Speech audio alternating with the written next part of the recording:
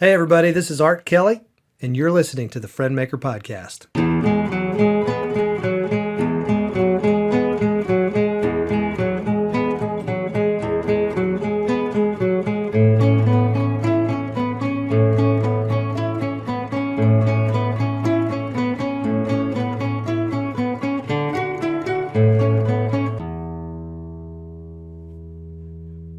Welcome back, and thank you for listening to these conversations here with business professionals and my friends who are committed to becoming the kind of people others want to do business with. I've been working on a resource for entrepreneurs and service industry professionals like you. It's a book called The 7 Spheres of a Friend Maker, and it's currently available for pre-order at www.friendmaker.org. You can check that out at your convenience. However, I don't want to waste your time with advertisements today, so let's just get started with today's conversation. Well, hey, everybody, this is Art Kelly with the Friend Maker Podcast, and I'm sitting here with some of my friends, Jeremy Lee, Josh Griffin, and Dean Heasley of the Burrow Business Lab. And these guys have been gracious with our podcast, just give us this space to be able to use and talk to other folks and talk to business people about this Friend Maker business philosophy. And anyway, I just wanted to invite them on the podcast because I really felt like they had some really important things maybe to say. Yeah, I don't know. For the last 20 minutes, we've been rolling, and so we're trying to figure out how to proceed. But man, I just wanted you guys just to kind of be on here. First of all, I wanted to give you all a little plug because of letting us use your space. The Burrow Business Lab really does a lot of great work here in Middle Tennessee, helping other businesses kind of get the word out about their business. And they have what's called the Get More Customers formula that they use, and they do a lot of digital marketing. That's what they are, is a digital marketing firm. So it's under a little bit of an edit. It's about to be the Make Friends formula. Excellent. Yes. Mm-hmm. I think that's a great name for it. I think you should do that. Make more friends. How about the Get More Friends? Get more friends formula. Make them. Perfect. Force them to be your friend. Yeah, I'm here to steal as many ideas as I possibly can. Can y'all? So who started this whole shindig? You guys all kind of came together. Tell us a little bit about how the Burrow Business Lab came into existence. I think that'd be a good place to start, because I think y'all kind of. Did you start out as friends, or did you just become friends as it happened, or what? Tell me that story. I put an ad in the classifieds looking for business partners, and nobody showed up. No, you tell the origin story, I think, the best of all of us. You do. Really? Yeah. Y'all think, really? Yeah. Oh. I learned that in the 7 steps. The 7 spheres. So, okay. We all had our own individual marketing agencies. We call them dudes in their pajamas. We were, one-man shops at our house, and each of us had our own specialty. Josh is the website king. He was really good at websites. Dean being Google and SEO, and I did email, social media, membership sites type things. And we all needed a place to work outside of the home whenever things get crazy, and we ended up at Cultivate Co-working. Shout out Gretchen Bilbro and Cultivate Co-working on the Square. It's a really cool spot where you can, for a very inexpensive price, have a place to go chill and work in a private, quiet area. And met these 3 guys there, and you would think that when you meet somebody in the same industry that it is, immediately walls go up and you put your guard up. Mm-hmm. But it just wasn't that way. Dean and I had some history, and so we had that connection. And then Josh, in general, I've never made a website in my life, so he wasn't threatening at all to me. He seemed like an asset to me very fast. Glad you added the extra syllable to that word. And so in general, we just started hanging out. I don't know. The one thing I like about these guys is I don't think any of us were threatened by anybody, and we just wanted to hang out and have fun. And so we would go to lunch, do things. We started to refer work to one another. And then at a certain point, it was like, hey, we're having fun. What if we did an event together? Mm-hmm. An event I think that you attended, right? Yeah, it was the first Burrow Business Lab at the Chamber, right? So literally, that's our name. If you want to know our name, that's how I met pretty much you guys. 30-second conversation of what are we going to name this event? And I don't even know how we did it, but we said Burrow Business Lab. So we did this event. We invited our friends that were business owners. It was well attended and really successful. We all got clients from it, had a blast. So we decided, hey, let's do it again. After the second event, we were like, okay, we've been dating long enough. You know, let's go see the lawyer. And Yeah. we signed papers together. And, you know, we saw opportunities in town. We didn't think there was enough agencies here to serve all the small businesses that were here. And we kept hearing that from the people that were coming to us. And so we said, hey, if we bring all of our specialties together, we could probably pretty quickly be one of the larger agencies in town. And so far, so good. Yeah. Almost 2.5 years into it. So there's Has it our only origin been story. 2.5 years? It Yeah. feels like it's been longer. It feels like you guys Tell have me been about around it. for a while. Feels like forever. So that's part of our origin story, February 2020. Okay, So the March pandemic. 2020. Yeah, like right before the world fell apart. Yeah. There you go. So it's amazing that you guys have grown. I mean, how many clients do y'all serve now? 208. Yeah. We have a In number. 2 years during the pandemic, you've gotten that many clients and grown that much. I mean, that's huge. Yeah. Well, so, you know, one of the things that I've been telling everybody as I start this conversation is that, and it's really funny because you guys haven't written on your wall how you get more customers. That's the problem that most businesses have, is how do I get more people through my doors? And let me ask you this. When you guys think about the methods that you all have used over the last couple of years to get your own clients, what are the ways in which you all find yourselves getting business? For me, it's just actually caring. Like going into a conversation, not to really sell something to somebody, but to actually care Yeah. about them, about this community, about businesses here. And that just speaks volumes. That's my biggest thing. I'm a big advocate of networking and cultivating referrals and building an asset that way. And I think we were talking to Rob last week, and I was like, I feel like my network of people is my most valuable financial asset by far, like far great. I would go bankrupt today if I could keep my network of people, because when you have good people that you know and you want to be around, and they know you and they want to be around you, then you really can do anything, because you can bring more people into the network. You can get people out that are toxic, and it's massively valuable. So for me, most of my business comes through networking and referrals. When you say networking, what does that look like? So that means putting yourself out there in meetings, going to the chamber, going to networking events, having coffee, just basically circulating around people that are possible clients or could know possible clients. You know, it's funny. So the irony of something that's kind of struck me as I sit here today, I'm in a room, I'm at a table with, I would think you all would describe yourselves as The most introverts. handsome men introverts. Yeah. Well, that too, but you know, but introverted guys. I mean, you guys are not like the most extroverted, outgoing people that I know. But at the same time, like we came in through your window today because there's a skunk out front. He's introverted too. Can't You get got an introverted skunk here working with you. I'm looking at like a 70s disco situation here in the front, and then I go to your bathroom and there's like $100 bills laying on the thing, along with condoms by the the sink. condoms by the sink. And people have written all over your walls. And I mean, this is a really fun atmosphere. It's a very it's an extroverted atmosphere. Have you signed the bathroom? Not yet. I guess I need to will. before I leave today. Today. So, so I hear that. You know, I see. You know, I've got a group of introverted guys, but so you don't have to. And my podcast is about being a friend maker. It's about making friends. And I think there's this misnomer out there that you have to be super outgoing and extroverted to be able to build relationships with people, to do networking events and that kind of stuff. Can you speak into that a little bit as far as like not being necessarily the most outgoing people? How has that been a challenge for you guys in business, and how have you all have been able to overcome that?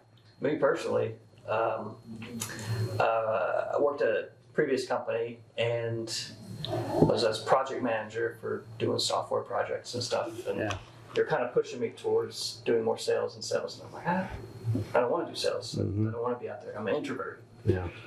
So other stuff happened that made me leave and quit and start my own thing. And I'm like, oh crap, I got to do sales.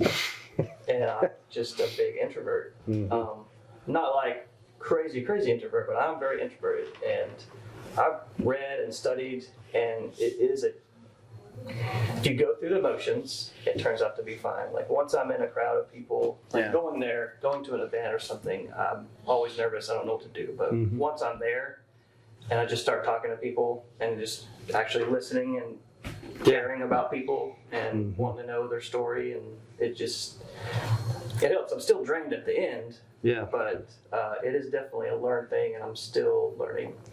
I appreciate that, because I think that a lot of the people that are listening to a podcast like this are thinking, well, I'm not I can't do sales. I can't, because I'm just not, that's just not me, And I think that this, sales, there's not a pigeonholed personality that gets to do marketing of your business. You get to be who you are and put some of the principles that I'm sharing with people into place, but it kind of transcends personality, And so one of the big things I hear a lot of times is that you should never mix business and friendship.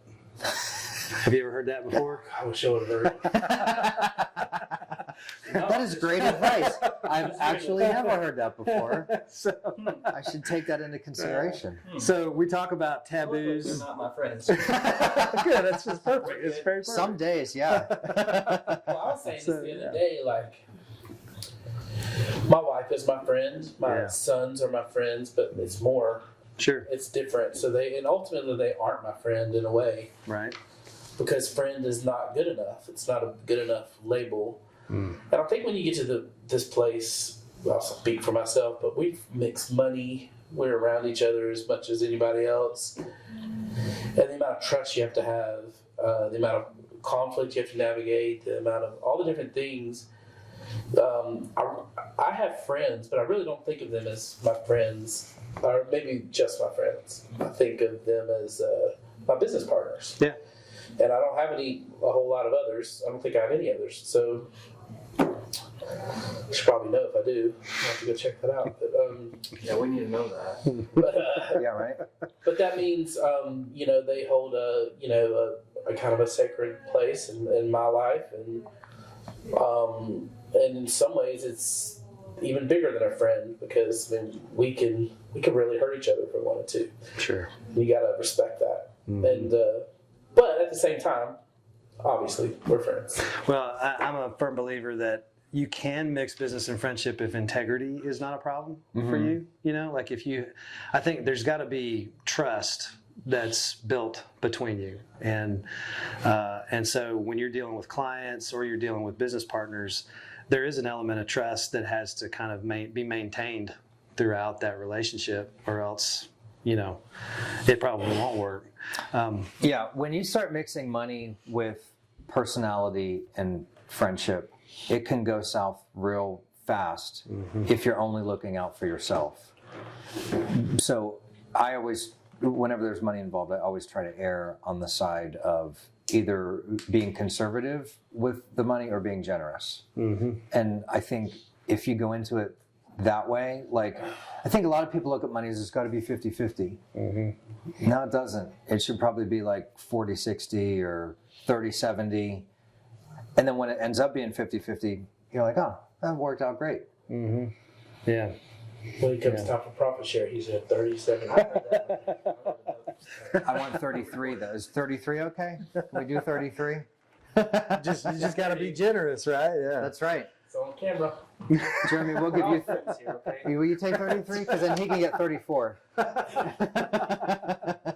Okay, so here's another thing that I've really thought as we've kind of I've gotten to know you guys a little bit over the last few years. And when I asked you the question how you guys are getting business and stuff, you're a digital marketing firm. So obviously there is a digital marketing aspect to how you get customers, right? Because you do the same for yourself that you do for your other clients. We apply our formula to our own business. Yeah, that's what I was going to ask you. So you guys are doing a lot of these things for your own business, which is a tremendous benefit. Something that I feel like, as I've been just kind of developing a lot of the stuff I've been developing with the Friendmaker concept, has been that ultimately, it's a both and. It's not an either or when it comes to marketing your business. It's both having the tools and being able to be up with the times, so to speak, with all the technology, that's out there and all the social media stuff and the email and the SEO and the digital marketing things. Like, those are absolutely necessary, but you also need to have that relational aspect. How do you see a difference between dealing with people in a transactional way versus a relational way? Or is it a both and, either or for you guys, or how does that? I think in our case here at Bro Business Lab, so I go back to, I was at a conference once, and I think I actually talked to you about this when we were having coffee one time. And the woman who had been the global head of digital marketing for Mattel was telling a bunch of local business owners all about digital marketing, but she said there's the digital marketing caveat. You have to start, before you do any of this stuff, which is all digital, before you do any of that, you have to do networking, handshaking, and canvassing, which in that industry was literally going door to door. So you have to go meet people face to face, because probably your first 3, 4, 5 sales are going to come from just somebody that you know, like somebody that you know personally, or somebody who's in your network. So I think it does have to be both, because as you expand and as you grow, you're going to need this credibility, the digital credibility, to back up your face-to-face interactions. Do you think that people can have an over-reliance upon either side of, you know what I'm saying? Like, is there an over-reliance in our society, in our culture? So let me step back for a second. So one thing I see a lot is, especially, I don't know if it's a generational thing, maybe just more of a culturally savvy group of people that want to just always just throw out the digital stuff all the time. And so it seems like there's just an over-reliance on, when you're trying to build your business, on the digital side of things, and not a reliance at all on, building relationships and that kind of stuff. But, and I found myself, I was telling somebody this the other day that, like, I'm an extreme person. So, like, if my wife tells me turn the radio down, I turn it, way down. Like not almost all the way off. Or if the air's on, I turn it way down or whatever. And so my tendency, because I'm very relational in the way I do my business, is to almost be like standoffish with digital marketing stuff, because I'm afraid of betraying the relational quality of the client, of the work that I do by being so digital. But I also know there's a tremendous value in the digital and the knowledge and all that kind of stuff. But I see so many people that have an over-reliance, so I have that tendency to just kind of sway back the other way towards more relational. But how, do you guys see that too? And how can, like, if you're talking to me, how do you help me balance that reality? You get the majority of your business from your network and going out and shaking hands in the community. And a lot of people are like, oh, I'm good with that. I got enough. What happens if that starts tailoring off? So larger concept is thinking about not just digital marketing, but marketing in general as an investment portfolio.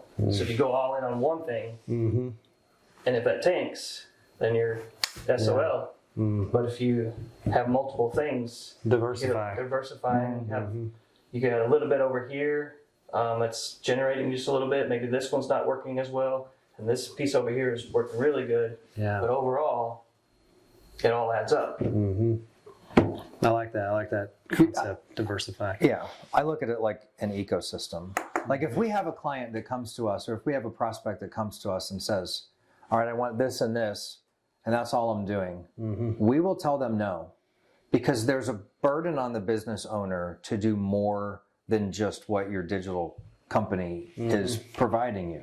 And plus, we know from history that they're not going to do well. Yeah. And then they'll blame us, which is it's not our fault that they weren't willing to go to networking events and shake hands and kiss babies and do all of those things. So the two have to work together. Plus, as if you're at a networking event, says, and somebody says, "Oh, here's my business card," which is actually a coaster, and they're like, and they, they meet you. The first thing they do, if they're actually interested in using your services, they're going to Google you. Well, you need to have the social proof. You better have evidence that you exist. Yeah, right. On the interwebs. Yes, Exactly. the interwebs is important. It might just be a fad, though. I don't know. So I've created this little this graphic of this pineapple. You guys saw the pineapple on the front there. And there's a so it's funny. So we have had this conversation, and this is I'm trying to tackle taboos in this podcast. One of the taboos is mixing business and friendship. One of the things is the idea that the pineapple can actually be used as a redeeming symbol, not. There are certain people out there in the world that have other uses for the pineapple. Sure. But, what is? I'm not familiar. So I'm not sure. A lot of folks are not familiar with this idea, but the pineapple has always been, up until the swinger movement, I guess, just took it in the last few years, has always been a symbol of hospitality and friendship. And we share that a little bit more in detail on a different episode of this, but basically, the pineapple was carved into the lintels and doorposts of houses all over New England and all over the Caribbean whenever the New World was discovered, because it was seen as a symbol of hospitality and friendship and welcome. And so as I was putting together this concept of these 7 spheres, I really wanted an image that had a little bit of life to it, that had a little bit more than just 7 circles on a page. And so definitely trying to stir up some controversy, with using a pineapple. But I do really believe, as I was kind of working on all this stuff, the 7 spheres, I have found in my own business that it's a process of building relationships with people, so that sometimes on the front end of a contract or a new relationship with somebody, you're not friends with somebody on the front end. But as you go through the process of getting to know them, and this is the process of getting to know them and learning how to love them well so that you can serve them more powerfully in the future. You start out by listening to them, you learn who they are, you figure out what makes them tick, you like them, you actually enjoy them as human beings, and you learn sometimes how to like people, because some folks are not as easy to like, Right. And then you go through as you develop that part of your relationship with them, then loyalty begins to develop. And then you have the opportunity in the relationship with them to start risking and leaping for your clients, and then to lead them through the process, because they don't know necessarily how to go from point A to point B. As a realtor, a lot of folks don't know how to go from contract to close, so they're trusting me to help walk them through that process. Same thing for your folks, they're trusting you to help you walk them through their process. And then ultimately loving the client by staying in their life long after you make the sale with them, being consistently in their life, providing value, not just looking at them as a commodity that you've been able to use to get what you want, but also learning how to nurture them as a part of your community. And so that's kind of the idea behind the Friend Maker. As you guys look through that list, I know I had sent you guys the survey only a half an hour before we did this today, so you may not have had the opportunity to do it yet. Jeremy did it. Did you do it? What did it tell you where you stand? He ignored us at lunch and just did that. It was very rude, Jeremy. I'm imminent. You're an imminent. Is there an opposite to Friend Maker? Because that's Jeremy. I'm going to admit to hitting the average button quite a lot. No, that's good. See, and the great thing about this is, and what I've tried to do with this thing is, and you really actually are pretty even all the way along the stage. So your strongest one is the learning people. That seems to be your strongest suit, is sphere number 2. But this is again, this is not there's not a lot of science behind this. Okay. So I've not really, spent a lot of scientific research on how to develop this, but I wanted to give people some kind of a tool so that they can kind of gauge, where are you in the spheres, and how you feel like that works. Just curious for you guys, do you have any, as you look down that list, is there a particular sphere that you guys feel like you are stronger in versus others? So I did sales for 10 years before this, and as an introvert, that was very difficult. But what I learned quickly was I could go into a sales meeting and seriously say 3 or 4 sentences and make a sale Yeah. because I was listening. And I would listen and take notes and ask a few good questions. And by the end of the meeting, the client would have talked themselves into a sale. And it just by listening, and I think I'm naturally a good listener anyway. But sometimes it depends on who I'm talking to or who's talking at me. But no, so for me, I think it's listening. Yeah. Yeah. Josh, how about you? Sorry, what were you saying? What do you think? So, yeah. So that would be no on number one. Man, I mean, when I go into meeting somebody and signing them up as a client or customer, whatever you want to say, like I always want to learn everything that I can about them so I can better serve them. Yeah.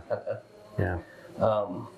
Side note, this popped up in my head while you were talking, but I've had clients, customers that have come and gone, and I always tell everybody, maybe we're not the best fit. That's okay. Still want to be friends. So it's cool that if you leave, no hard feelings or anything like that. Yeah. I'm still friends with pretty much all of them that have left in the past. I think it's something interesting. Jeremy said this when we were first started this conversation about when you guys first met, how y'all were all kind of in the same industry of digital marketing, and how a lot of times that's kind of an awkward thing, right? Like there's an awkwardness to that for a lot of people. I think it was John Acuff said that if you're an architect in a town, it would be of tremendous value for you to know all the other architects in your town. Because if you look at them only as competition, then you're missing the opportunity to be able to learn and grow as a business person. But learning how to be more generous with the fact that not everybody's going to connect with me in the businesses that I provide. And it's okay if somebody doesn't call me and use me for my services. Right. And to be okay as a business person when somebody calls me and says, hey, I just want to let you know I've got somebody else that I'm going to use for this, for realtoring or whatever. And to not make people feel weird and awkward about that kind of stuff. Yeah. From a financial standpoint too, it makes very much practical sense to be friends with your competitors. Like right before we left for lunch today, I set a lunch appointment for 2 weeks out with one of our biggest, what could be a competitor. So there's a little bit of overlap in what we do. Yeah. But they typically handle very large institutional clients, like 50 million and up a year in revenue. We don't really do that. So there's lots of referrals back and forth with this person. And some of our local competitors have actually hired us to do work, the tactical work for them. Yeah, it seems almost counterintuitive to embrace those that would normally be considered your competitor. Sometimes you're not. But in reality, Right. And That's okay. that's humility. But which you still want to help. So that's the benefit of being friends with competitors. Like, I'm not the best fit, but this guy is, or this girl is. She's the best. So with that in mind, there is talk, and depending on what news channel you're listening to, of a recession in the world. Whether we're already in one or it's coming or whatever. I hadn't heard that. And so there's a lot of business people that are listening to this and they're just going, that's great, but I'm going to have to, pay my light bill, when things start, things are getting, the gas is still super high and it's just cost of living has just gone up everywhere. So if you're talking to customers right now who are worried about this, and you guys are in that world, you're talking to folks that are worried about this. How could this philosophy of business, this friend maker idea, mixed with what you guys are doing here at the Borough Business Lab, how could that help encourage some of these people who are anxious about the future? Any thoughts on that? Well, that's a deep question there. We're going really deep, This whole conversation started out not serious at all. We went super serious. We started we merged together at the beginning of the pandemic. Mm. Thinking the same thing. Well, this is absolutely bonkers. Like, well, this was a dumb idea. We merged together, and now the whole economy shut down. But people needed to go online to market their business more. Yeah. So we found it actually worked out in our favor that way. The reality is, if that happens, this recession, if it were in one or not, cost of living going up, like you're going to have to pay more to get the same number of customers or leads or whatever you want to call it. Like it's just a reality. If you stop doing things like that, then you just stop. There's no, you know. And there's lots of stories of people that built huge businesses during the Great Depression. Like Hershey, Pennsylvania was physically built during the Great Depression because Hershey could pay 25 cents on the dollar for materials and labor. And so 10 years later, now he's got an asset that's worth 6 or 7 times what he just paid for a decade ago. And it smells like chocolate. And it smells like chocolate, right? So like double winning for him. Yes. So, you know, from a practical standpoint, a recession just means you work harder for less money, and that's okay. We're just going to have to work a little harder this next. You have to work a little however harder, long it takes. and you have to cut your expenses a little bit. You'll be fine. Yeah. Yeah, that sounds so simple. It kind of is. Be smart about it. Be smart on what you cut. Just be smart about it. I appreciate that, guys. So right now, as far as clients and business owners, what kind of advice are you guys giving them to develop relationships with their clients? How are you all encouraging them in the work that you do to develop relationships with their clients? What does that look like? So we have been really encouraging email as a form of communication, and we were just at a conference a few weeks ago, and one of the speakers was saying that he's educating his clients that you should use email as social media. Like you should look at email as a form of social media, because you send out an email, most people are they're going to do one of two things. They're going to reply or they're going to hit delete. Well, the ones that reply, now you're literally in a social relationship with them. Yeah, because you're interacting with somebody who wants to interact with you. Right, exactly. So that's one thing. And I do an informal thing whenever I'm bringing on new clients, and that's I try to give them resources of networking groups wherever they are that I think will be a good fit for them. Okay. Because that interpersonal activity is so important to a business. Yeah, that's good stuff. Cool. We're almost down to our bonus questions. So, So I got like a rapid fire bonus round here at the end of our conversation. Get ready. Jumping jacks. That's right. So here's what I want to ask you guys to start. I've got questions. So the first question, and I'll just ask each of you, and these just be, when I say rapid fire, like a word or a phrase or a sentence, but that's all I'm looking for. Skunk. Okay. What? Skunk. That's one answer. All right. So I should probably change and rephrase this one, but what stirs you up? When I say that, like what gets you fired up? Like almost angry, kind of stirred up, like in a negative way. They're all going to say each other's names. Once again, I'm gonna get some swag made that says enemy maker, and it's gonna be for Jeremy. That's the opposite of friend maker, enemy maker. In business or Just generally, yeah. What gets you stirred up? what gets me just angry is when I know I can help people and they won't let me. Yeah. When I've got something fairly specific, and that's when there's a business that is the high price leader in the marketplace, but they pay their vendors crap. I hate that. Mine would be when someone is messing with a member of my family. Oh, yeah. What gets you excited? When I get my angriest. Oh, that's easy for me. Yeah. My new daughter. Ah, very good. What gets me excited is when I have a win for a client. Like when the work that we're doing pays big for a client, I love that. Yeah. Being on vacation. Yes. Can I go now? That is true. Yeah. That is true. Yes, the most true is Vacation. Yes. That gets me super excited. What moves your heart? Can I say the same thing? You can. I mean, yeah, you can say whatever you want to say. My family. Okay. My family. Probably being able to see that I've done some good for somebody else. Good stuff.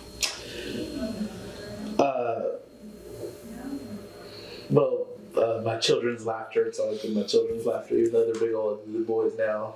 When they laugh, it moves my heart. Name your favorite movie and why. Can't ask that question. Okay. Well, pick one. I can answer. I don't know what this is so difficult. That's fine. Yeah, right. I mean, we didn't ask the meaning of life. I know. Movie. I'm sorry, I didn't give you guys the Happy Gilmore. There you go, Happy Gilmore. That's good. That's as good as Go to your home. I like Star Wars. Yeah. It's the I'm a man. quintessential. It's quintessential hero's journey. Yeah. I mean, it's almost prototypical of that. That's good stuff. Star Wars. Sons of Scotland. Braveheart, right? Yeah. What keeps you up at night? Not my daughter, because she sleeps very well. Okay. What keeps me up at night? Not much. I got this new mouth guard that stops my snoring. So nothing keeps me up at night right now. I might need one of those myself. I keep my wife up at night. Not much right now. Truly blessed. That's good. When there's problems either at work that I can't solve or at home that I can't solve, that keeps me up at night. All right, and then what gets you up in the morning? Obligations. Honestly, I'm excited to get to the office and do work and just hang out with these guys and figure something out, whatever it is, Full of baloney. and to drink coffee. Yeah. There you go. Is that more honest? Yeah, probably. Usually it's an enlarged prostate. And I appreciate you being willing to share. Making a quick trip right to Very good. Dean, what gets you up in the morning? When I said obligations, it was serious. I would sleep in if I didn't have meetings. So I normally schedule some meetings in the morning. It's good idea to have some obligations in the morning. It is, yes. Guys, thank y'all for giving me your time. I think it's really funny. I actually think I got a little bit of serious moments out of you guys in the middle of your day. So Yeah, you're one of the few people to get that. I'm trying. I'm working hard at it. So listen, if you are a business and you are in the Middle Tennessee area and you're needing some help getting more customers, I'd encourage you to reach out to these guys. I know that they're really good at what they do, and they really do care about their clientele. They're personal friends of mine, and I have no problem highly recommending them. As far as just listening to the podcast, thank you for tuning in with us today, and we'll be back soon with another episode. So thanks again. Talk to you soon.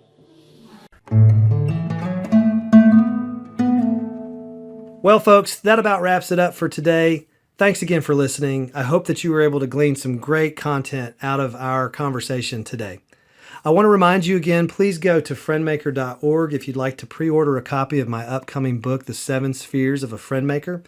If you'd also like to have me come speak, maybe you have a corporate event or a company office sales meeting or something that you need somebody to come in and do one of these Friendmaker workshops with you, I would love to help you out with that. Go to friendmaker.org/speaking where you can book having me come and do that. And finally, if you are interested in learning where you personally fall within the 7 Spheres framework, go check out friendmaker.org/survey and take the 7 Spheres survey.